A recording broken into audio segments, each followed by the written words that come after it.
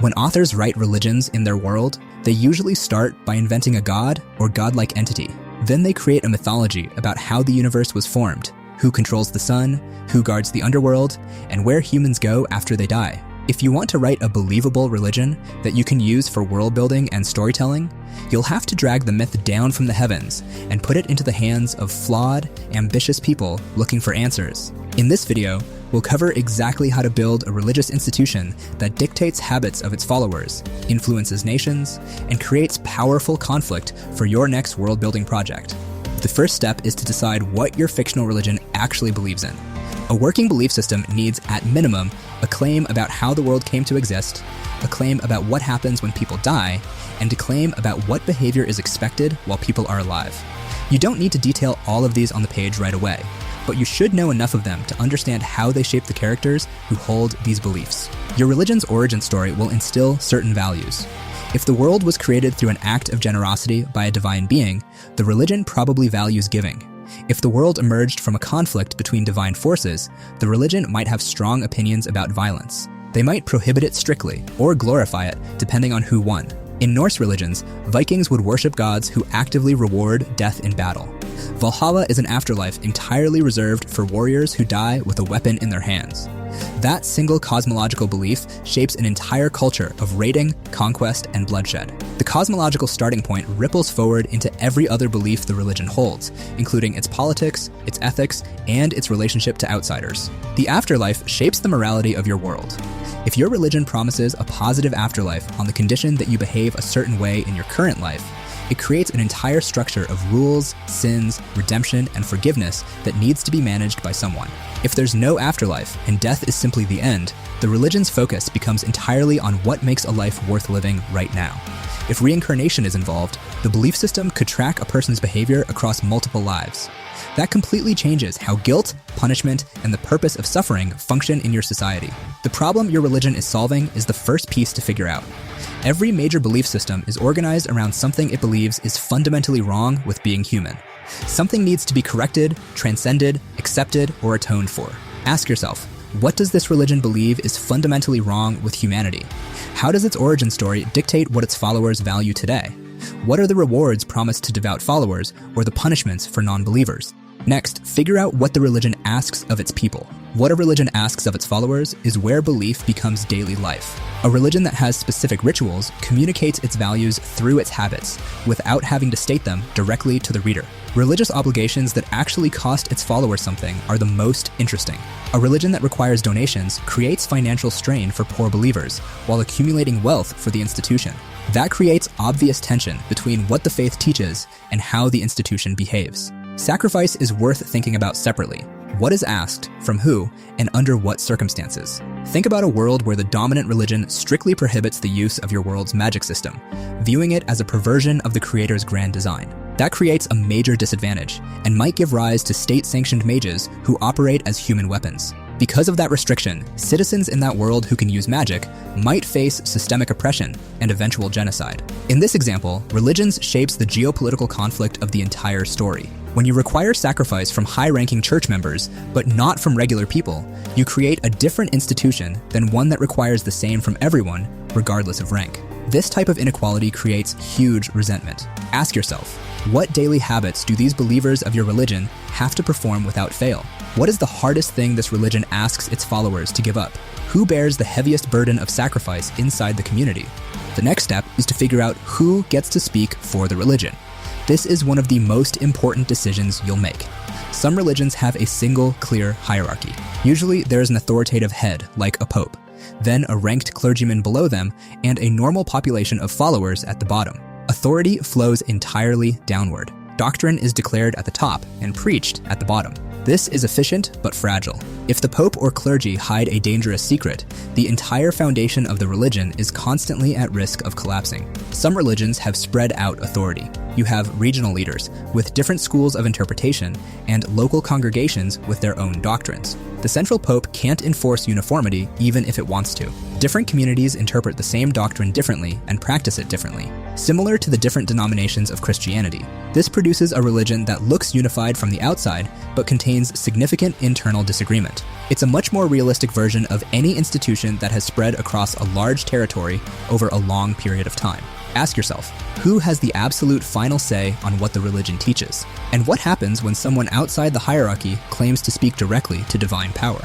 Next, think about how your religion first spread. How a religion expanded and why people originally adopted it changes what it looks like in the present. Option 1 is have your religion spread through war and conquest. A religion spread by war leaves traces that remain for centuries. Communities of believers whose ancestors didn't choose the faith have extremely complicated relationships with it. They might perceive the church as representatives of a conquering culture.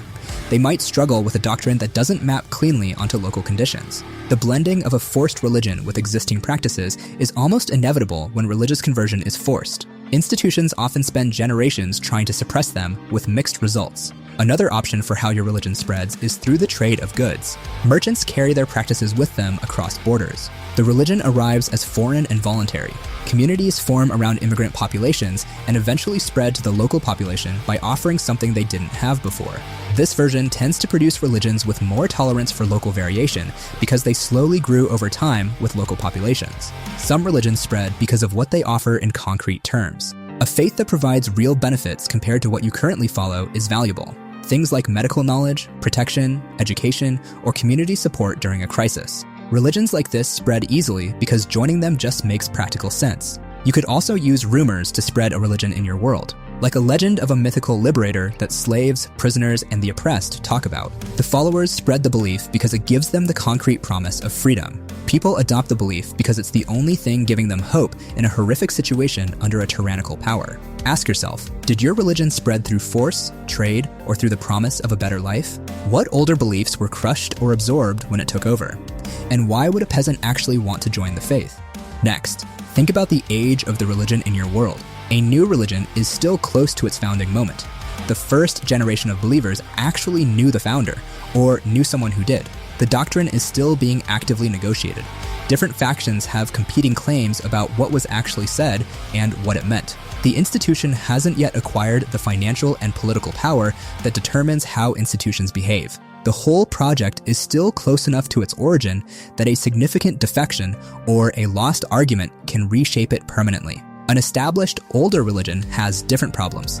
The founding story is now centuries or millennia in the past. It's been altered, lied about, and reinterpreted by every single generation since the start of it. The institution has settled into habits that no longer have clear relationships to the original doctrine. Think about a belief system started as a new philosophy or worldview. The original goal could have been to understand each other's hearts and achieve peace. But centuries later, that original meaning is now completely lost. The philosophy that was supposed to be about peace and love is now weaponized for assassination, warfare, and destruction. Ask yourself, how many centuries have passed since the original founder has died? Which of their teachings have been completely misunderstood by modern believers? And what secret about the religion's founding would destroy the current institution if it got out to the public? Lastly, figure out the religion's relationship with political power in your world. Religion and the state have a complicated relationship in almost every historical context, and that translates directly into fiction. One approach is a state religion. The government and the religious institution are aligned together. The kings or rulers in your world get their authority and legitimacy from an institution like the church. The religion gets its protection and resources from the state. This arrangement benefits both until they disagree about something significant, at which point the disagreement becomes a crisis. A king who excommunicates, meaning getting banned, by a powerful church loses the support that justified his authority to the people. A church that loses state protection won't have the resources and legal standing that made it effective. Neither wants to take that step, but neither wants to be reliant on the other. The conflict between them is usually managed through negotiations rather than force, right up until the moment when someone decides the other side has gone too far. Another approach is a competing institution. The religion is completely separate from the state and in very obvious tension with it. The religious institution has its own courts, its own revenues, its own legal standing, and maybe even its own military. Think about a religious order that operates as a massive political force spanning multiple nations. The religion is now an aggressive empire. It has its own military, its own standing armies, and it dictates what kings and nobles can and can't do. A third approach is a religion that exists but doesn't have any official recognition by the state. It has no political standing, no official resources, and no protection. It lives entirely through community or private practice, and it usually offers the oppressed masses things that the official institutions don't. This version tends to create extremely devout followers because the religion itself costs something just to maintain the faith. Ask yourself, who benefits from your religion's existence? Who loses if it grows stronger? And who would gain ultimate political power if the institution suddenly collapsed?